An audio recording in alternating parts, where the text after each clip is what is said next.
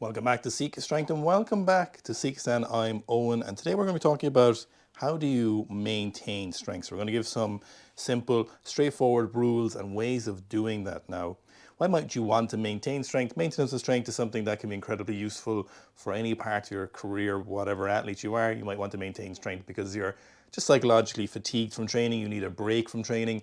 You need a break from that specific lift. Maybe you pushed that very hard for months on end and you hit that big number and now it's time to let it go and do other things and you just need to stop coming into the gym and focusing on that lift. Maybe you want to focus on other lifts.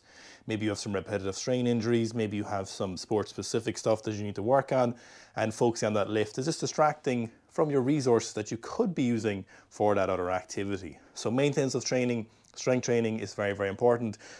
But you don't want to lose a lot of your capacity when you come back to it, because inevitably you might want to come back and PB that lift. So you need to figure out what's the best, straightforward, lowest effort, most efficient way I can maintain strength. And I'm here to tell you it's actually very, very simple and a lot easier than you believe once you can get over rule number one, and that is you cannot maintain a peak. This is the hardest thing for a lot of lifters to get over of all levels, and that is you cannot maintain your peak strength forever. You need to let it go at some stage. It's just not possible. It's physically not possible for anyone to maintain their peak strength. When I mean peak strength, I mean your capacity to do that 1 RM or more on any given day is just not something any lifter, any human has yet to touch a barbell been able to do to maintain that indefinitely for years on end. Natural, on a boatload of PDs, skinny, fat, weightlifter, powerlifter, crossfitter, nobody can maintain their peak strength. Not John Hack, not Tan Tao, not Toshiki. Some lifters can maintain very, very close to it. They can get back there very, very quickly, but that exact peak strength, that ability to demonstrate that 1 RM lift on any given day is just not possible. There's nothing you can do. And this is the biggest struggle people have with maintaining strength, because even though it's time to let go of that peak form and let go of training for that specific lift for that much time with that much intensity, a lot of lifters do not have the capacity to do that purely because psychologically they are wrapped up on that 1 RM lift and they think if they can't do it now, that means they can never do it again and that they'll never be able to get stronger and they'll have to work for that to come back. But that's not the case, because peak does not need to be maintained. You do not need to maintain that peak strength to maintain a lot of that strength. So if we can't maintain our peak strength, what can we maintain? We can maintain a huge portion of that lift. Generally, about 90% of that true 1 RM is something that a lot of people can maintain, regardless if you're 1 year into training or 10 years into training. That 1 RM, about 90% of that is something a lot of lifters can maintain on any of those big strength movements. And that's all you need to maintain, is about 90%, plus or minus a little bit, or rather 90% with 2 weeks effort, based on the rules we'll go over in a second. And then this capacity to maintain about 90% usually puts you in a place where you could get back to that peak if you needed to within 4 to 6 weeks, depending on your ability to do singles, depending on your injury state at the moment, depending on how strong you are, what your genetics are like, how predisposed to strength you are, and what your other activities are like. So our best hope, and the best thing you can hope to maintain, is to get back to that 1 RM within about 4 to 6 weeks. Now you might be like, oh, that doesn't sound great, but you're maintaining a load of that strength, and considering how long it probably took you to get to that peak, what's a couple of weeks? What's that, maybe between 6 and 9, maybe 8 training sessions to get back to that peak strength? I think that's a pretty good deal, because you know you're not trying to improve that strength, you're trying to maintain it. And I think that's a decent deal to understand that.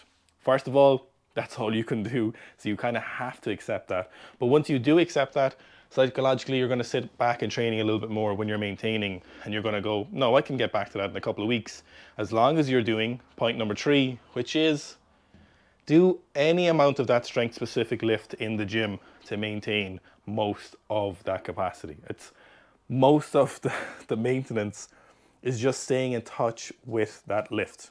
So if the squat or the bench or the deadlift, as long as you don't have a catastrophic injury, as long as you don't lose a load of weight, or as long as you don't take up some extreme other sport, an endurance sport or a combat sport or something similar like that, doing any amount of that strength training lift, as long as you don't stop doing that, will maintain a huge amount of that capacity. Now, even if you've stopped doing that, you would still maintain a lot of your capacity for that specific lift, because strength is very, very hard gained, but it's also very hard to lose. Your body doesn't tend to let go of strength because there's a lot of different aspects involved in gaining strength. There's muscle mass, soft tissue adaptations, tendon and ligament adaptations, coordination, central nervous system adaptations, metabolic adaptations. All of these are involved, very permanent adaptations in our body, which we seem to want to keep onto. When it comes to conditioning is kind of easy come, easy go, but again, you still maintain a lot of that, but that's not for this video. So number 3 is just do any amount of that lift and you will maintain a boatload of your capacity to strength. But that's not very specific, and I assume you want some specific details for your own particular training. And what do you do? So we've got rule 4 and 5 here. 75% is generally the sweet spot. 75% of your true 1RM now. So not 75% of your kind of predicted capacity right now, but literally 75% of that 1RM that you hit for anywhere between 3 to 5 sets of approximately 3 to 5 reps. Now frequency can be anything from 1 to 3 times a week. Generally a half to a third of the frequency you did to get to that 1RM can be maintained to maintain that strength, or carried out to maintain that strength for months on end, maybe even more than months, maybe into the years. If you don't change the other variables hugely, as long as you're doing 1 to 2 sessions per week and about 75% for literally a couple of reps, you're going to maintain a load of your strength. Now, why is 75% the kind of sweet spot? So if we go too light, we're straying away from strength-specific training. So 1RM strength has its own specific sport-specific capacity. It's its own sport-specific activities that you need to learn how to do. And while squatting at 75% is basically the same at 90 or 100% plus, the further you get away from 90 to 100%, the more effort you're going to have to put in to claw your way back, and the more effort, the more volume you're going to have to put in at those lighter percentages to try and maintain that strength specific. But it won't maintain your strength as well as about 75%. Once we start getting over 70, 75% for these moderate rep ranges, we're quite close. We're in a stone's throw from our capacity to do 1RM singles. So 1RM singles are those sport-specific activities that you are caring about in this circumstance if you're watching this video. So the further away from you get from that, the further away from you get from our capacity to return to that 1RM. So if we want to stay within a couple of weeks of it, but with minimal effort and minimal fatigue, somewhere around that 75% is a fantastic place to be. And if you change the frequency, you can change that as percentage of your 1RM depending on how frequently you're doing that. So if we're doing once a week, we can do a little bit more volume in that session. Maybe we can do 5 sets of 3 or 3 sets of 5 during those sessions. But if we go to twice a week, if we're benching or squatting, we can vary this percentage a little bit. We can go, maybe going to do the first session, a lighter session, I'm going to do 70%, and I'm going to do 4 to 5 sets of 3. Very low effort session, very easy for most people to do unless you're injured. And then if we're doing that second session, we might bump it up to 80%, and we might go 2 or 3 sets of 3, or we might go to 85%, and we might do 1 to 2 singles. And then if we're looking at, okay, next week I actually want to hit about 90%, so what I'm going to do, I'm going to do something like 3 singles at 85, maybe a single at 90, seeing how you're feeling. Now the best way to let the loads be adjusted here is to actually go by barbell speed and feel. Because we're not trying to progress, we're trying to maintain, and we're maintaining with the view that we're going to be doing other activities. And as long as we're not putting a huge amount of effort forth in these sessions, we've a pretty good idea that we're not expending too many resources.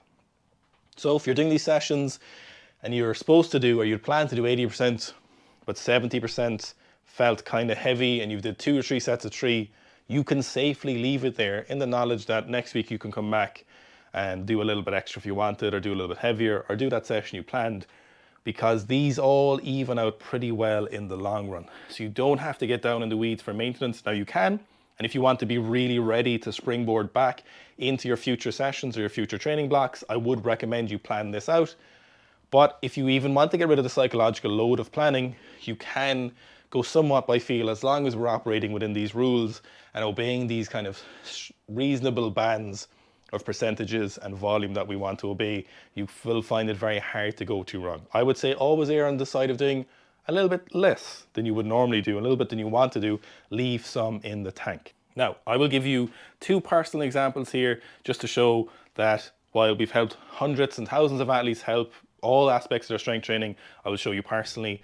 So just last week, I squatted 250 kilos. And if you don't know, I've squatted 300 kilos high bar last December, which is about 6 months ago from that 250 kilo squat. And I said I wanted to maintain about 270 kilos for a single because I knew this would be pretty reasonable for me to do. This is pretty much bang on 90%.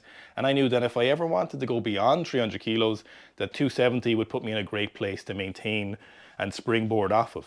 So at the peak of my volume last year, when I was doing very high frequency, very, very high volume squats, I was doing 275 reps per week between 40 and 90% of my true 1RM of 290 kilos at the time. So I was doing a lot of volume. I was squatting 5 times a week. Most sessions were 5 sets of 5 with drop sets of 3 by 10. That allowed me then to work towards some heavy singles, drop the frequency a little bit, drop the volume a little bit, and get up to 300 kilos. And what have I been doing most recently? And you can see this on my Instagram, or you can look at the training vlogs. I've been doing about a total of between 9 and 15 reps per week. I've gone from 275 to 9 to 15. And if you look at that 250 kilo squat, I don't think anyone would doubt that I could do 270 in that session. And maybe if I gave it another session or two, I'm pretty confident I could bang out a 280. Now, in the meantime, I've lost body weight. I've done more jiu-jitsu, I'm doing more weightlifting, I'm doing lots of sprinting, a lot more steady state cardio, and I'm just living my life and hardly putting a whole lot of effort into squatting, but you'll see how much that maintains. And this isn't something that is incredibly specific to my body type or my, anatomical makeup. This is specific to your own strength. So if your max is 150 or 200 or 100, the same principles apply. Now, I will say the longer you strength train, the better you can maintain the strength, but it's not a massive difference. It's very, very similar throughout. At the start of this training block, last year when I did 300 kilos, at the start of that training block, I was doing jiu-jitsu about 5 to 6 times a week. My body weight was about 10 kilos lighter by the end of the training block, nearly 10 months later. And even though I was squatting literally once a month, I could still squat 200 kilos, which was about 70-ish% of my max at the time. Anyway, I wasn't squatting for months on end. I was barely squatting, and you still maintain a load of it. So don't fear losing your max. You can maintain a load of your strength, whatever sex you are, whatever your build is, as long as you do something. Now, the better you get, the better and stronger you get, the more intuitive this will be. But if you follow those rules, I promise you, you will keep more of your strength with less effort. If you want to take the thinking out of your own training though, if you don't want to think about this at all, check out the Sika Strength app on iOS and Android. Maybe your squat program, pull program, bench program, strict press program, dynamic loading adjustment, video library, coach bot, Facebook live streams every week. Check it out, Sika Strength, iOS and Android. Everyone gets a free trial. Just cancel before the end of the 7 days and you won't be charged anything.